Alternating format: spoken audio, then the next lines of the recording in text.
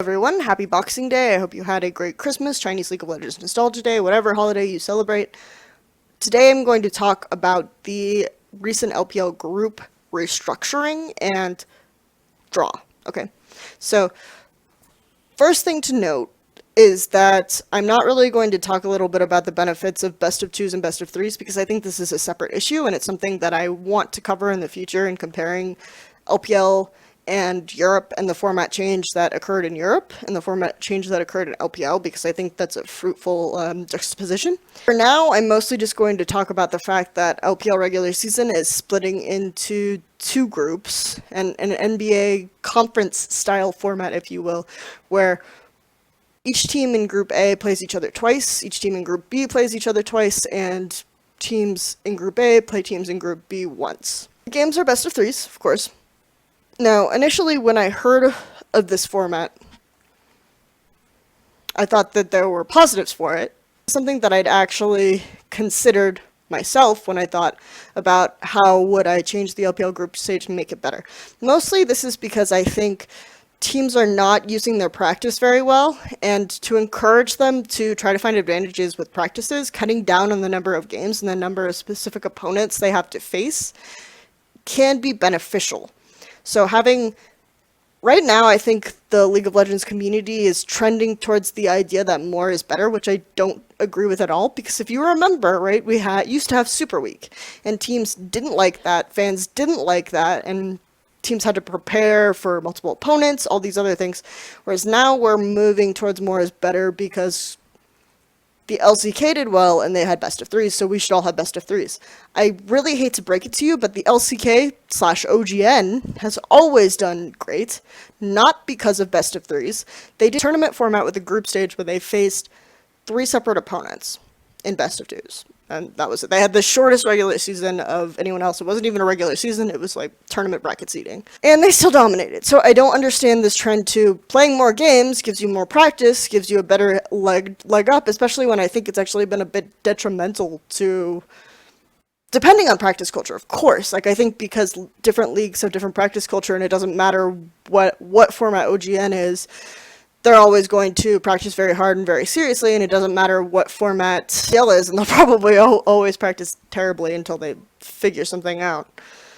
But the LPL, you could probably encourage teams to prepare, or some teams to prepare more for specific opponents if they had fewer opponents that they had to face per week, or if they had fewer opponents that they had to prepare for during the regular season, and only had to focus on other opponents in bracket stage. I would say actually something good would be to switch to more an AEU format where you're facing each team is facing one opponent per week. You have like the quarterfinals one week, then you have the semifinals one week, etc. So I think that that would actually be something that's more beneficial to LPL than increasing the number of games. So I like the group conference format because it would limit those sorts of things. Of course, if you're also playing teams intergroup, then it limits it less, and I still think we're going to have this issue where teams are going to not really care that much about preparing or not practice as hard. And again, every time I bring this up, I'm not just making this up. You have teams saying that they don't treat scrims as seriously, so they play more random stuff in regular season games for the most part. I mean, there are always exceptions to these sorts of things. So initially, the idea had some appeal. Of course, there are also problems with it too, just looking at it bare without even getting into the nitty-gritty of which teams goes where. You have a problem where top teams only face each other once, maybe. This isn't as fun for the fans. You don't get to see that kind of growth. That's fine. Okay. I can see that that's a potential issue, as well as groups being uneven. And that's really the main issue, because when we talk about how these groups are seeded, it's based on a tier assessment. The tier assessment places tier 1 team into each group, 2 tier 2 teams into each group, 2 tier 3 teams into each group, and 1 tier 4 team into each group. So I'm going to talk a little bit about, first of all, how this was seeded, looking at this, and what these tiers broke down into. As you can see on the board, sorry for the image quality, I watched this on my cell phone and took a screenshot from there, so the image doesn't really get that big. The Tier 1 teams are LGD and EDG. Tier 2 teams are QG, Invictus Gaming, Vici Gaming, Snake. Tier 3 teams are OMG, Masters 3, WE, Royal Never Give Up. And Tier 4 teams are Hyper Gaming and Energy Pacemaker All.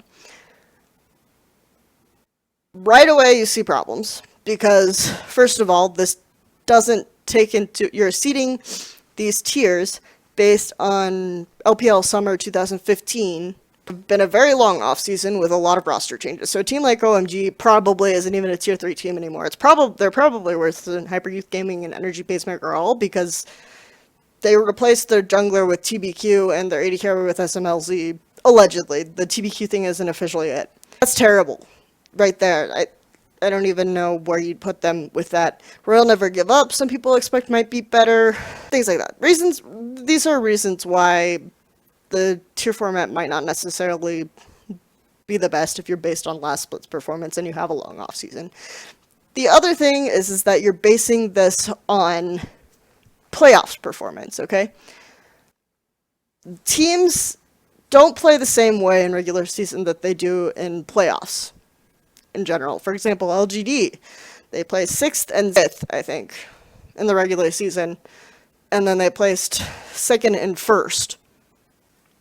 So you're kind of throwing away your tier 1 spot in Group A by placing LGD in tier 1, because it's entirely possible that Snake and QG Reapers will place above them in the group just because of how LGD have used their practice time in their group stage in the past. They've been one of the biggest perpetrators of not playing regular season as well. Really bad that they're creating these tiers based off of past season playoffs performance in particular. What would you do? Maybe you put QG as the other tier 1 team, because I think that they and Snake have, as more recent LSPL to LPL promotion teams, have actually had much better practice ethic and have stuck with it, because the LSPL practice situation and prep situation, as Edward Gaming's manager Sencha said, is actually much better than an LPL. So when they first started out, Edward Gaming used to only scrim LSPL teams. QG and Snake have a pretty good approach to regular season, and they could actually place over LGD in that group. Really, the problem is that when you have a team like Edward Gaming that's just been so dominant, it's really hard to create an equivalent. You don't really have a balance in the league for the regular season. Edward Gaming in spring, they were ridiculously dominant. They lost maybe like 5 games, and then in summer, of course, they had more problems with the health issues of their solo laners, so they rotated out Cora 1 and Pawn a lot, but when they put those back in, they didn't lose a single game for the regular season after Cora 1 rejoined the lineup. It's looking like from their recent roster changes that they're going to mostly stick with Cora 1 and transfer their subs back to their LSPL team. So you can kind of expect that Edward Gaming will have a very serious approach to the regular season. They'll do very well and they'll be dominant again. And Group B doesn't really have potential for an upset. Okay, you can kind of already expect Edward Gaming is going to go through the semifinals. I think Group A, it's a lot harder to say that, because QG and Snake both placed above LGD Gaming in the previous seasons. And again, the format changed significantly. And this is something that I want to talk about more too, is that I think that the bracket seeding for this format is probably the best thing about it, because there is a distinct advantage for each group placing. Place in each group both get biased to semifinals.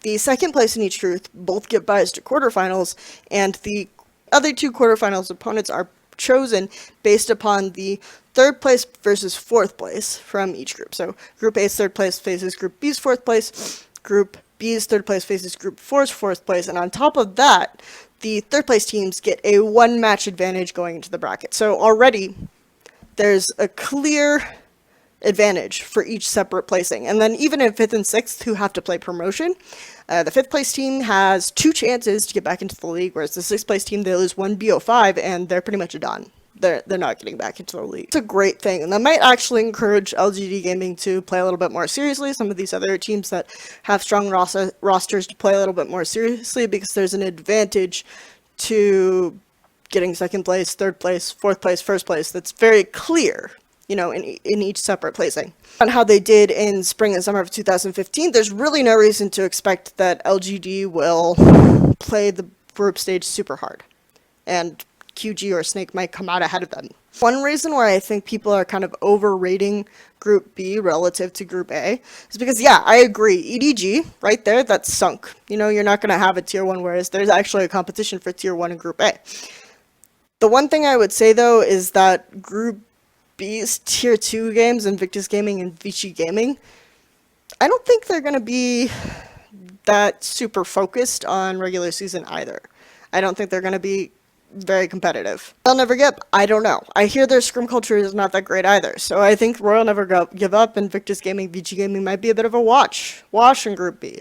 So you have a jumble for second to fourth. So it's not really that different. Whereas I think also in Group A you have a clear fourth place. I think WE is probably going to be fourth because their roster is significantly better than Masters 3s or Energy Pacemaker Alls. No, Energy Pacemaker All and WE could be somewhat close. It's unclear at the moment. But I think that when you look down to it, you can kind of say that there's a clear first place in Group B, okay, and then a fight for second to fourth. And then you have in Group A, okay, you have a fight for first through third, probably. Maybe a fight for fourth or fifth, and then sixth, obviously. So I think that there's definitely levels of competition in each. It's just that in B, the clear placement is going to be your Edward Gaming at the very top. So these are the issues that I think is I don't think that Group B is significantly better than Group A at all. People are looking at the rosters and they're saying, oh my gosh, you know, Royal Never Give Up's roster is stacked. No matter who they play, they actually have good players. The point is that Royal Never Give Up, on paper, great roster. Top 3 team in the league, right there. You know, just if you're looking at the quality of the players on the roster, Royal Never Give Up is great. Unfortunately, that's not all we're looking at. We're looking at how teams traditionally have treated the regular season in terms of where they're going to place. Invictus Gaming, Vici Gaming, you know, I don't actually even think Vici Gaming's roster is that great. People talk about the change to Vici Gaming's roster, like Easy Hoon over Amada as a huge upgrade. We still have Endless and some guy with almost no competitive experience in the bottom lane. You have no bottom lane right now. I mean, it could get better over time, but right now it seems like the bottom lane is pretty much a non-factor. So you have Dandy back in the jungle. Okay, that's great. You have communication problems with Dandy being a Korean jungler and Chinese laners. You expect that kind of thing to happen. So every time you have a Korean jungler in a foreign team, especially LPL. So I'm actually only going to restrict it to LPL because that's where I've seen it the most. There are just games where they don't do anything. They can't communicate well, they can't convey what they want. The Chinese laners are going super aggressive for no reason. They don't know what to do. So I think that that's something that you have to take into consideration, that Dandy going back to jungle isn't necessarily going to be at least an immediately significant upgrade. It's probably going to be an upgrade, but not significant. And then top lane, Long pretty good. So you have a pretty good top jungle solo, but they're not necessarily going to be carries, because I think Easy Hoon is not necessarily an aggressive carry player. And then top laner, Long has been a carry in the past, but he's not consistent, reliable top laner. So Vici, I think's roster is overrated, and Victus Gaming's roster is pretty overrated. You have Cacao rookies at tie still. So similar situation where the bottom line is a non-factor, and you have a Korean jungler. So I think those rosters are a bit overrated. I don't think they're necessarily better than Snake or QG's rosters even. I think, first of all, QG and Snake are going to have a better practice ethic and a better approach. And their rosters aren't necessarily worse than VG's and IG's compositionally either. So I don't really understand why people are looking at, based on tier 2 teams, and saying Group B is so stacked. You know, Group A actually has more significant tier 2 teams. VG's probably going to be relegated. I'm not going to lie. Unless they have something that they're pulling out of a hat that no one is seeing coming, which is still definitely possible. Pacemaker, all Hyper Youth Gaming are going to be interesting to see. I think they could potentially be middle of the pack, but we aren't going to see like a QG or a Snake this year, probably. Rate Group A as having more contenders for the top slot and being more interesting in that respect. And I think Group B has more contenders for second or whatever. So overall, I don't think one group is significantly more stacked than the other. I think they're pretty comparable. I think the group draw went pretty okay. The one factor you definitely have to consider is just Edward Gaming. Edward Gaming is going to screw up any situation where you have groups, and until another team gets their act together and decides to take regular season seriously and also have the funding and the structure to hire really, really good players and keep them motivated the way Edward Gaming is, you're not going to have very comparable groups.